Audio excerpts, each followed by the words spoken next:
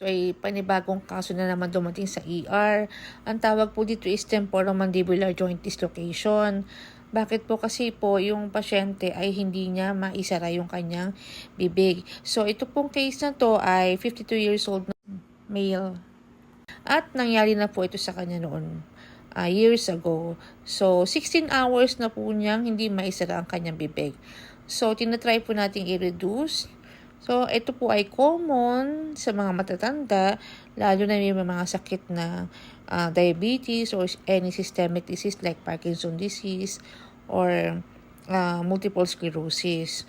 So, personally, hindi po ako marunong mag-reduce nito, pero yung ating mga galing na nurse sa Alabat Island, tinry po nilang i-reduce. So, ngayon, naibaba po nila yung mandible and tinatry po nilang i-rest yung muscle ngayon para hindi na po umulit bumuka yung bibig. Sarado na yun eh. Ay, Diyos ko po. Saglit lang ha.